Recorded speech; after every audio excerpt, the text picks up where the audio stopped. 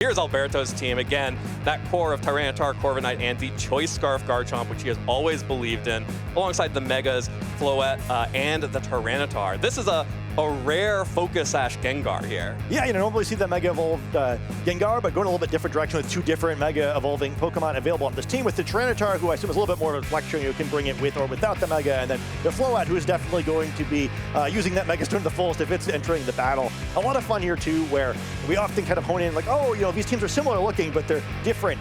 We really mean it in this case, where it does not look all that similar to the Sand team we saw in the previous round from Brendan, where, you know, we're seeing the Tyranitar, really just the Tyranitar, I guess, where Excadrill has been replaced by this Garchomp, which I think is unconventional on the Sand teams, but we do see a lot of in this format in general. Like Choice Scarf Garchomp's actually quite a big thing. We've not seen so much of it on stream as I think is just out in the field. And then Corviknight, once again, is I guess the one piece that's like really the same. Then yeah, we get the Floette, kind of what we're used to seeing, the very unusual Gengar, where I think trainers are no longer used to this. We have seen it in the past. I think actually the first time Mega Evolution rolled around, where I think it's like Marcus Statter and that sort of crew is running a sort of Pokemon where it never made any sense to me. It seems like a Pokemon that only Germans could use well, but we'll have to see if Alberto has, you know, perhaps traveled and learned the ways. Yes, sprechen Sie Deutsch for the Gengar here on Alberto's side.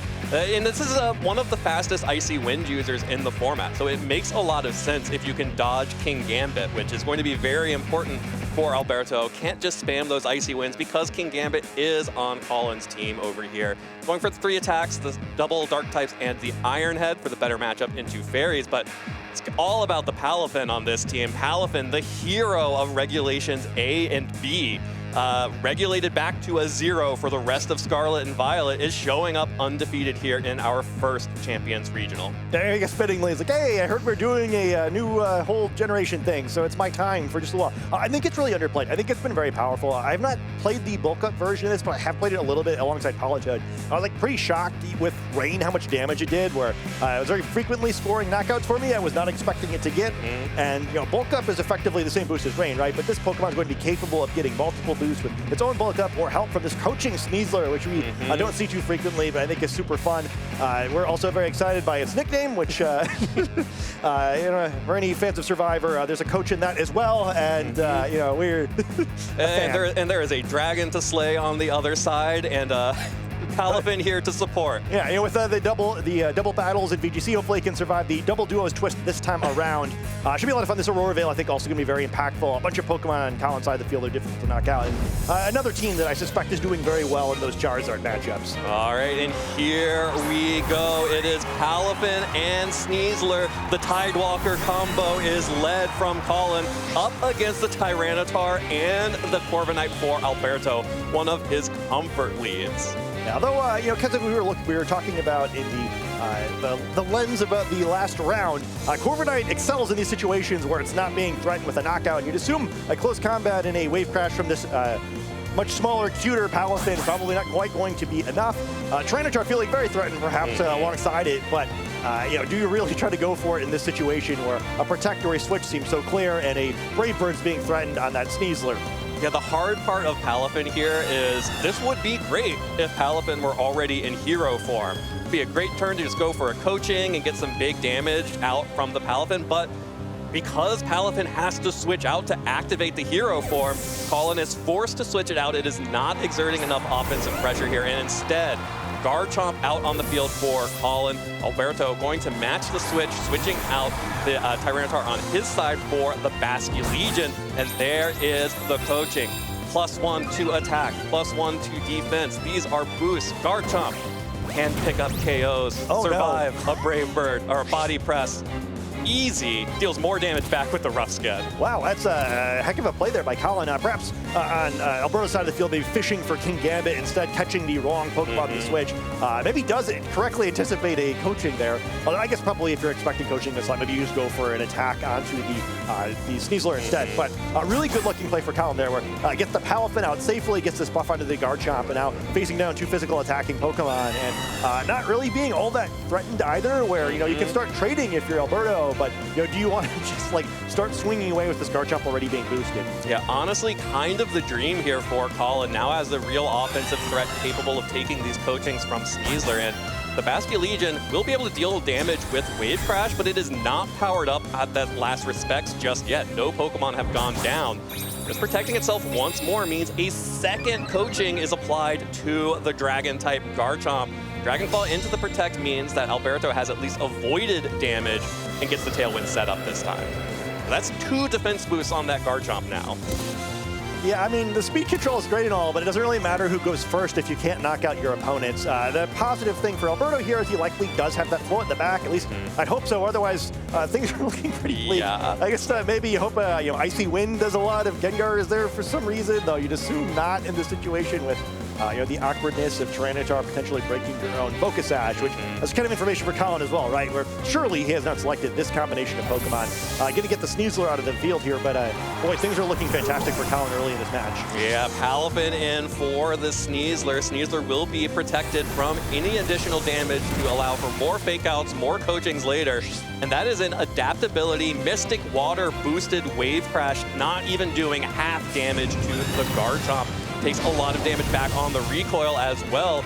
Brave Bird deals a decent amount of damage into Palafin, but because it does not have any of those defense boosts yet. But this Dragon Claw, oh man.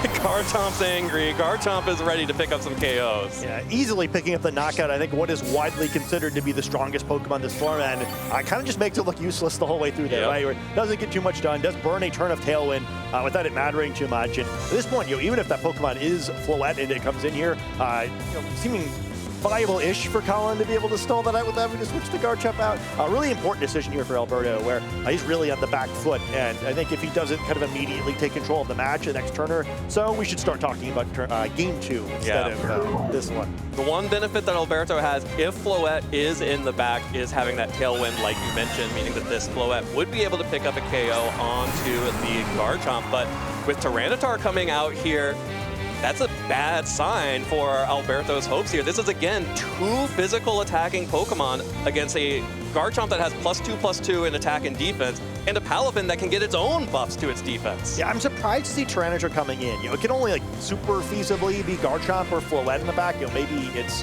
Garchomp instead, which would be pretty disastrous here.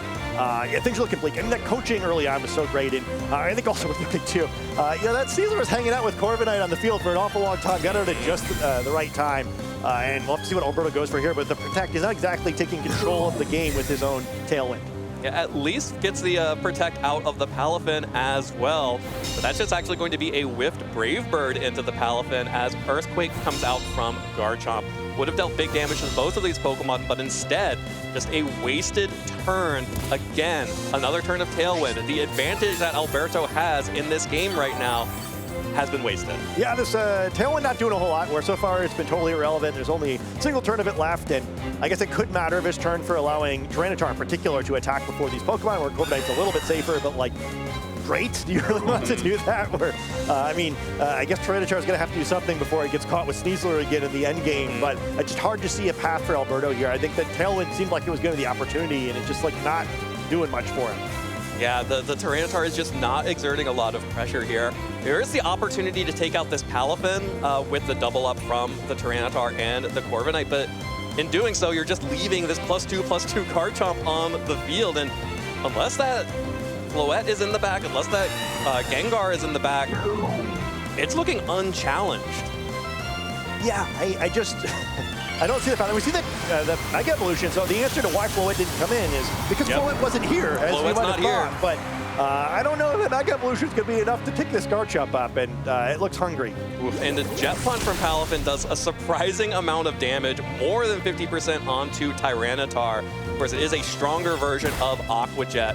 The knockoff does good damage to the Garchomp through the 2 defense boosts, knocks off the Citrus Berry, crucially, would have been a bad situation for Alberto for sure if that Citrus Berry had been able to activate, but Palafin's able to hang on after the Brave Bird because it was not double targeted, and Tyranitar knocks off the Citrus Berry and goes down for its troubles. Yeah, I mean, the Citrus Berry knockoff is a somewhat big deal. I guess as big of a big deal as it can be in a situation where it's a 4-2 and you have 2 coaching boosts on Garchomp. But I think with that healing, it's over, no matter what's in the back. We'll have to see what it is here.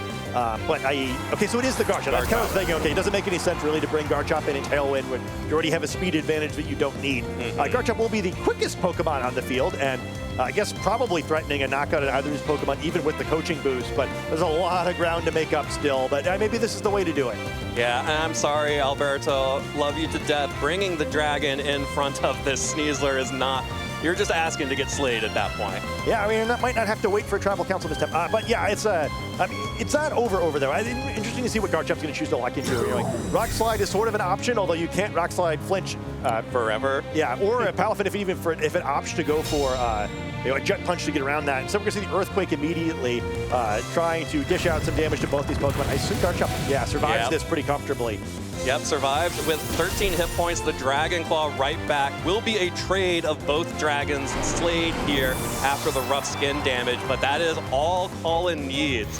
Oh, actually it does not, because that's it's able to hang on here, because that's Sandveil on Alberto's Garchomp, not the rough skin. My apologies, as Palafin just gets the leftovers recovery and Garchomp still on the field. Yeah, so this doesn't seem great. The good news is, yeah, we're moving on to game 2. That's the good news. Really dominant game by Collin there. I guess 2 elements of this. Like, that was an incredible first 2 turns by Collin. Yeah. Like, almost no matter what Alberto brought, I'm not certain what he was supposed to do from that point, where just masterful early game. And you see how he's become undefeated, where that is a very tricky and a much better version of, like, kind of like much better path of how coaching was used in this match when I've watched from other players. Conversely, on Alberto's side of the field, I'm surprised to see no special attacking there. Neither Gengar or Floette coming to battle, so just 4 physically attacking Pokemon. And when you have both bulk up and coaching on the other side of the field, there's a lot of ways for this to happen. Yep, and this Garchomp took so many attacks. Took that Earthquake, took Brave Birds, took a knockoff from the Tyranitar, took a Body Press as well. It took hits, it tanked them, but thanks to that coaching boost, it was not able to go down. So definitely feel like you want to have some kind of special attacking options against this team if you are Alberto, but it's just going to be the same leads once again. Palafin and Sneasler for Collin, and Corviknight Tyranitar for Alberto. So I'm like 100 for 100. I click close combat on Tyranitar first turns. Like, okay, switching it up. But yeah, I think it'll be very interesting to see this run back. Obviously, on Alberto's side of the field, you don't want to just allow the snowball you did this time. I think the way you avoid that is to pressure the Sneasler a little bit more. But certainly Collin knows that too, and I think this is going to be a difficult situation to come up in. Again, we don't know what Alberto's back Pokemon are, where Corviknight is potentially threatening, okay, well, my plan is really to Tailwind and use Floette this time, which I think is probably the best path into this game, but even if he tries that, right, where one of the reasons why I think that was probably unappealing the previous time is both that some of these Pokemon match up very well with Floette, and Palafin in particular can just ignore the Tailwind and bonk its weak defense stat anyway. Well, just like in game 1, Palafin has switched out for the Garchomp. This time it's going to be the Garchomp switching in instead of the Tyranitar. There is a Dire Claw, deals a little bit of damage to the Garchomp, does not get the additional status proc there. Here comes the Brave Bird, connects onto Garchomp. Once again here, the Rough Skin and the recoil damage going to deal a good amount back to Corviknight. This is a much better position for Alberto, now having the Scarf Garchomp out, threatening both of these Pokemon with big damage. Yeah, sort of a nothing trade from both sides, but I think, yeah, getting Garchomp in is a big deal here, where threatening an Earthquake is really strong here. It causes Corviknight to kind of be completely unthreatened here because the Garchomp is such a big threat, so you can take a bulk up or a Tailwind as you'd like here. Really good improvement for Collin, although now this time Palafin can come in, and perhaps we're going to see a different Pokemon be the focus of Collin's offense this time around. Yeah, just a different option here for Collin, as the Earthquake is locked into by Alberto. That is going to be a Scarf Earthquake, so that means that Garchomp will only be able to use Earthquake until it turns out. Oh, jeez. There's that Sandveil you mentioned before, and while the lack of rough skin damage may have negatively impacted the first game a tiny bit, hugely impacting the second game as this Garchomp nimbly dodges the Dragon Claw from its opposing number, and suddenly Alberto's looking very good here by avoiding some crucial damage. If it probably was a knockout, but even if it wasn't, would have been nearly a knockout. Now a very healthy Garchomp still sitting there. Yeah. Being a problem now for Collin because the Garchomp is sort of pinned on his side of the field. Yeah, and that is simply what happens sometimes with Sandveil, is if you thought you had a guaranteed attack, you don't anymore. That means that another Earthquake will come out from Alberto's Garchomp. Palafin protects itself from any additional damage. Collin needs to maintain one of these sweepers here as Garchomp takes good damage from the Earthquake. The Citrus Berry keeping it up and in the fight right now as Palafin, with that Protect, is able to avoid the Brave Bird. And this time, Collin is able to land the Dragon Claw, but not before additional damage was put down onto Collin's Garchomp. Yeah, I think that's some critical damage too, even though the Brave Bird calls the wrong slot there, which enables Garchomp to get knocked out. The Garchomp on Collin's side of the field is still in Brave Bird range, and now a free switch where we do see the Floette. So okay, both the adjustments we're kind of expecting for Alberto, where he pressures the early game better, and then also has the Floette in the back now to help out and take advantage of this.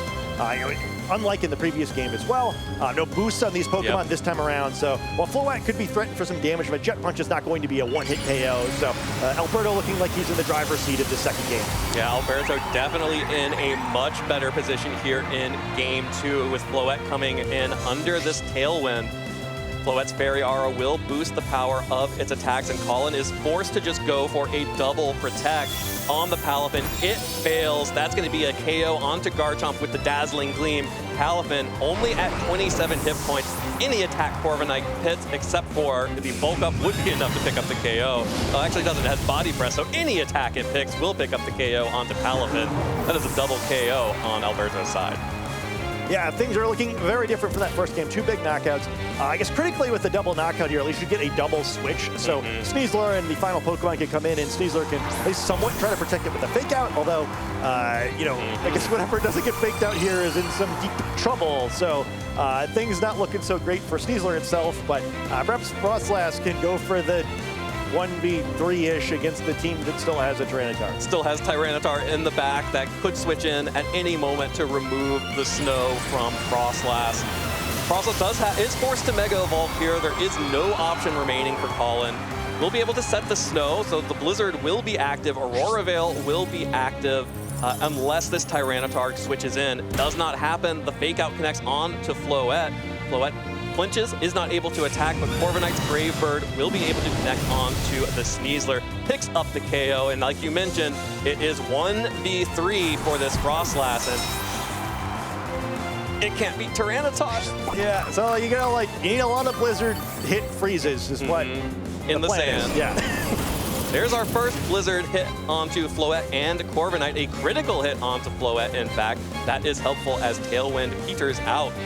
Blizzard landing on Floette would put that Pokemon out of commission here, but again, it's just so hard for me to see how this Frostlass, unless it can get a freeze on Tyranitar, can break that core. Yeah, honestly, I think even with the freeze can't last long enough in Pokemon Champions for it to actually work. I do think this is 100%, but hey, you know, why not click some Blizzards? Corviknight going to survive here, so that'll be it with the Tailwind. But you know, both players probably thinking about that third game. I think both players played very impressively in the games that they've won so far in this set, where just kind of dominant victories. And as we've seen so much so far in Regulation MA, the early game is just so important, where both these games snowballed really quickly. Yeah, really awesome adjustments from Alberto as well to see what went wrong in that game 1. Lack of special attacking, allowing that Sneasler to just sit around and give buffs to the Garchomp, and not being able to pressure Pokemon like Palafin on the switch-in. All of that changed in game 2. Being able to go aggressive against the Sneasler early, bringing the Floette under Tailwind, delaying the Tailwind a little bit as well to get those extra turns. Great adjustments from Alberto. Yeah, I think that was really interesting. Right? I think game 1, I've seen a lot of teams that look similar to Collins, but like he really played it with his big boy pants on, right? Where it's just a little different coming from him than just some random person on the ladder. Conversely, I think Alberto just didn't seem to understand what Collins' game plan was going to be in that first game, and really mispicked, where once he saw what Collins going for, I was like, okay, I get his side of the field now. I'm going to make him have to do something different. And in that second game, he wasn't able to adjust. So I'll be kind of excited for this third game, where does Collin have the ability to go with something fairly different? I'm not so sure he does. I think this is actually a situation where, despite how dominant the first game is, I like Alberto here, which is because I think the other two Pokemon in Collins' team are kind of hard to pick. Where, you know, especially Dragonite's not always going to be as strong into the sort of sand matchup, just because of multi-scale being able to be broken by the Sandstorm, and then a lot of Pokemon who have type advantages against it here. King Gambit, similar issues where most of the Pokemon on the other side are going to burn it down pretty quickly, so it's probably going to need to mostly be playstyle adjustments from Collin if he wants to take the third game of the set. Yeah, well, Collin has the ability to make some adjustments here. Again, getting that coaching off onto Garchomp in game 1 was a big deal for Garchomp being able to stick around long enough to get that second coaching and potentially come in for more damage. No coaching spent in game 2, instead just went on the offense, even though switched in the Garchomp. Really need to get some of those buffs down onto either the Palafin or the Garchomp, especially the Palafin if you're going to threaten that Floette in Tailwind. Here we go. It's the same leads from Collin and an adjustment made for Alberto. Instead of leading the Tyranitar and being forced out turn 1 every time, going for the Garchomp immediately. Yeah, no Sandveil this time, unfortunately. I guess that's the one big difference. But yeah, gonna half a turn here faster. We're like, okay, well, I'm gonna knock out the Sneasler if you don't fake me out. So now it feels like it has to, which kind of removes the threat of that coaching largely. And then, because of that, what do you do with the Corviknight slot, right? Do you just go for the Tailwind here? Unfortunately, no bulk up, as you mentioned before, so you can't exploit it the way that some of the other Corviknight we've seen have. But pretty nice opening position for Alberto as he kind of continues to adjust, and maybe also thinking like what we were between turns, like, well, that's tough for him to pick different Pokemon, so probably going to see something very similar to what I saw in game 1 and game 2. And once more, as is Palafin's want, switching out this time to Frostlass. The Frostlass coming out on the field as Garchomp takes that fake out from the Sneasler. This is a big game plan adjustment from Collin to be bringing in the Frostlass here instead of the Garchomp, but protects those 2 potential physical sweepers in the back from these Tailwind turns. Yes, now we wind up in a pretty interesting position. I assume if these Pokemon all stay on the field and it's just like a Brave Bird Earthquake, with help from the snow, Frostlass can probably survive it and knock out Garchomp, but going for that's a little bit risky. So there's the threat of Tyranitar coming in, although I guess no, it really isn't because you gotta wait for it to Mega Evolve first. Yeah, I mean, I kind of hate the spot for Collin, actually, where it's like, I don't really like any of Alberto's plays that much. And like, again, Sneasler's being threatened, but it's a relatively safe switch because Frostlass is exerting so much pressure, it's pretty tough not to double it. Or like maybe you switch Garchomp here, kind of not running to risk the somewhat high potential of getting blizzarded. So I don't mind it, but Sneasler's going to lead first. Yep, Sneasler is out, does not want to provide any coachings to Frostlass. Instead, a big adjustment here. A new Pokemon shown by Collin. No more Garchomp. Instead, it's all about the King Gambit here as Frostlass Mega evolves. Mega Frostlass on the field. The snow warning will set the snow on the field, activating the ability to go for Aurora Veil and 100% accurate blizzards. There's the Earthquake, deals really good damage to both of those Pokemon. A critical hit on the Frostlass. That gets spooky here as Corviknight's Brave Bird now coming down onto the Frostlass as well is not enough to pick up the KO. 8 hit points, Frostlass holds on after the critical hit. With this Blizzard, KO onto Garchomp, big damage onto Corviknight. That is massive. I think this game is super over without that. That was before the freeze. Turns the other way, the freeze on the Corviknight. And hey, these matches are closer than ever. Looked like it was all over for Collin, but that Frostlass wants to stay undefeated. Hangs on low HP, picks up a knockout, picks up a freeze, and suddenly things are looking like Collin might be the one with the advantage. Yeah, the Corviknight on Alberto's side, man, like you might wonder how I got into this position here. Frozen, still on, hanging in air. Unclear how that's occurring, but there really is still the Tailwind up for Alberto. That's how, it's just an updraft. Yeah, but critically in the context of the actual battle here, where Floette will be the quickest Pokemon in the field because of the Tailwind, but still, a precarious position, especially if this Corviknight isn't able to unthaw. With a 25% chance now, so reasonably likely, but not probable. Not probable. Floette will have to go ahead and Mega Evolve here to get that offensive pressure down. King Gambit protecting. Because of the damage it took on the Earthquake, cannot stand up to some of these attacks from Floette. Dazzling Gleam here into the Protect, now connecting onto the Frostlass. That will clean up the remaining hit points from that Pokemon. And now Frostlass retreats to the Pokeball. Corviknight still frozen here. Frostlass did its job.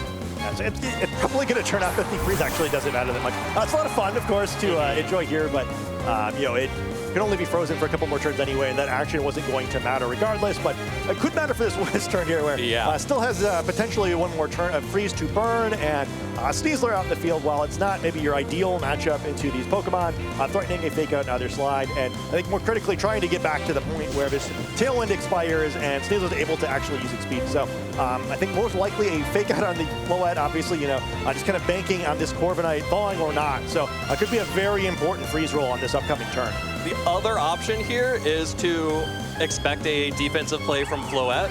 Retreat your King Gambit for a coaching onto Palafin, then you're in a good place. Yeah, I think that's probably the best play here too, where I don't know if you get that much out of a turn otherwise, so I'm curious if we go for it. But no, it'll be the fake out, playing it safe here, but King Gambit gonna get a hold of somebody.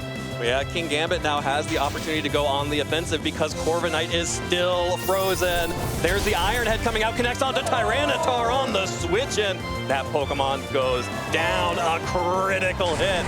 Collin's Pokemon want this 7-0. Yeah, what a crazy set here. A bunch of wild plays back and forth. Tailwind expiring.